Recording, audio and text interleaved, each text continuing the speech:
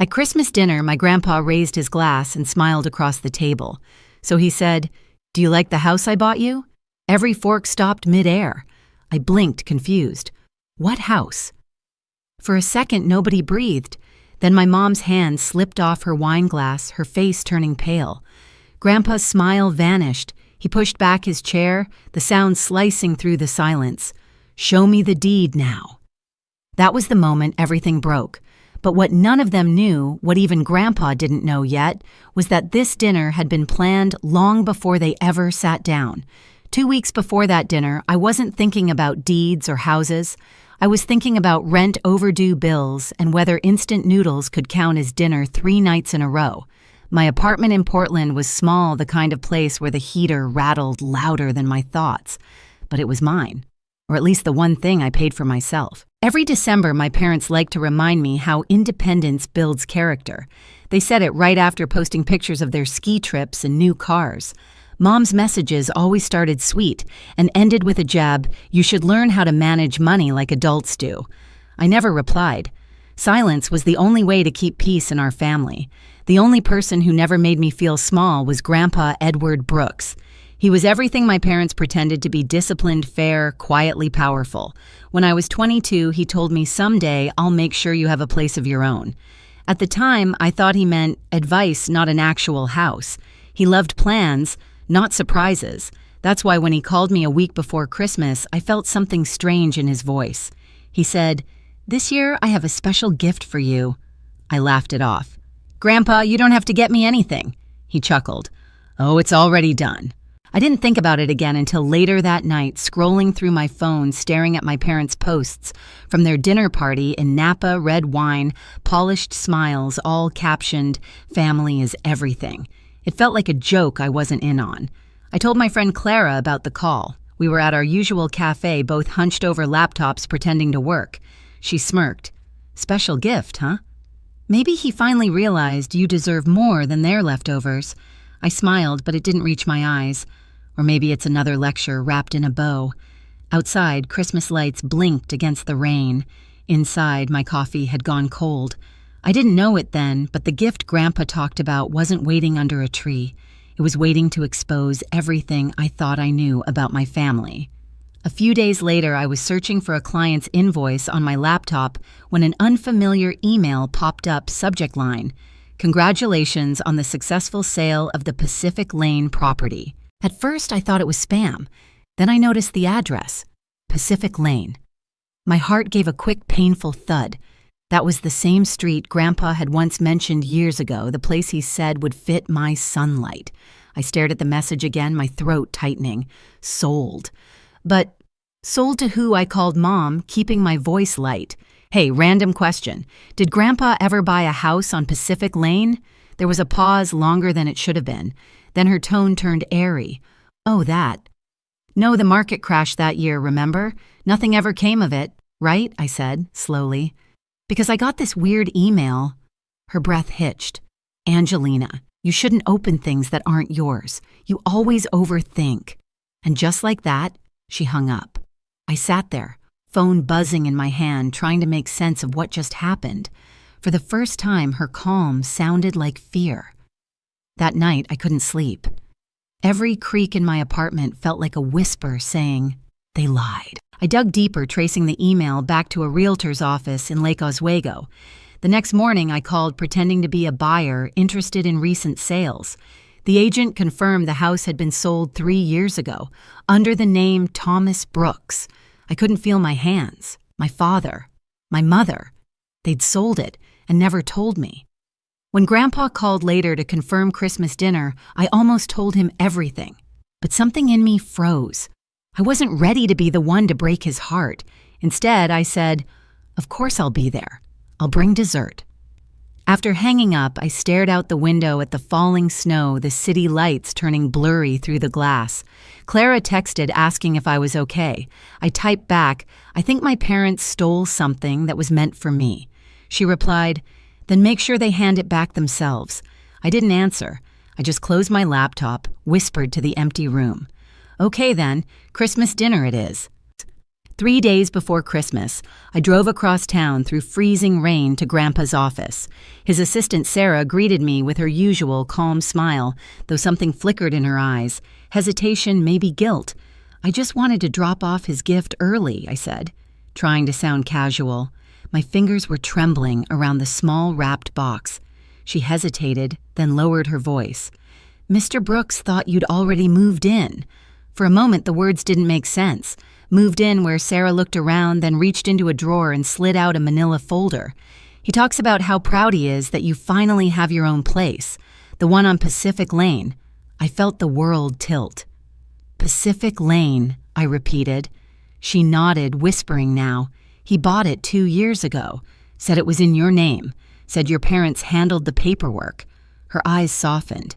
"He really believes you've been living there." I swallowed hard.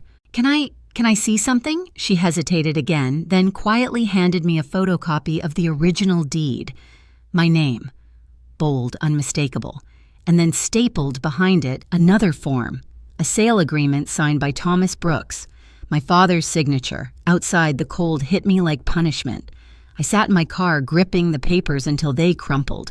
I wanted to scream, but the only sound was the ticking of the turn signal I'd forgotten to switch off. That night, I called Clara. "They sold it," I said flatly. "They took what was mine and told him I had it." She was silent for a beat. Then quietly, "So what are you going to do?" "I'm going to dinner," I said. The next morning, I met with Mark Steele, Grandpa's longtime attorney. I didn't tell him everything, only enough to make him frown. "You'll be there, right?" I asked. He studied me. "Do you want me to protect your grandfather or expose your parents?" "Both," I said, in that order. When I left his office, the rain had turned to snow. Portland was quiet streets, glazed white, everything looking clean, untouched, except I knew better. I drove home, folded the papers back into the folder, and placed it in my bag. My reflection in the window looked calmer than I felt. "They think they're the ones with a plan," I whispered. But so do I. Christmas night came dressed in gold light and quiet tension. The Brooks family gathered around a table too long for the number of hearts that still cared. The chandeliers shimmered. The crystal reflected flames from the marble fireplace. Laughter floated around like stage smoke, pretty, fake, rehearsed. I sat across from my parents, half listening to their stories about investments and vacations. Every word scraped against my nerves. Grandpa sat at the head of the table, the only person whose smile still looked real. He'd always been the axis of this family, steady, unshakable. I wondered what would happen when he realized everything he built rested on lies. He lifted his glass. "To family," he said warmly. My mother's lipstick caught the light as she smiled back. "Always." I caught her eye for a second. There was something behind her expression, something that looked too deliberate. I had to bite my tongue to keep from asking why. Dinner carried on with polite conversation, the kind where everyone talks but no one listens. Grandpa asked about my work, my clients if business was steady. "It's fine," I said, trying to keep my voice even. "Not as profitable as selling someone else's property, though." Mom's fork clinked against her plate. "Excuse me." "Nothing," I murmured, but the heat was already rising in my chest. Grandpa chuckled softly, trying to lighten the moment. "You always were sharp, Angie." Then, almost as if testing the air, he leaned forward slightly. "By the way, do you like the house I bought you?" For half a second, I thought I'd misheard. The laughter stopped. The chandelier hum turned into silence. I blinked. My lips parted, but my voice came out thin. "What house?" The question snapped through the air. Mom's hand slipped from her wine glass, red, spilling across the tablecloth like blood on snow. Dad's jaw went rigid. Grandpa's eyes darted between us, confusion deepening. "What house?" I repeated louder this time. Grandpa set down his glass, the stem clicking against the wood. His face shifted, disbelief curdling into anger.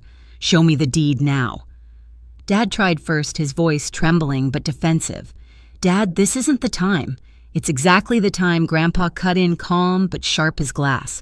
"I trusted you to manage that property for her," Mom's voice cracked. "Edward, please." Lillian," he said, eyes locking onto hers. "Don't insult me with another lie." Every sound in the room felt magnified. The fire crackling, the grandfather clock ticking, my pulse pounding.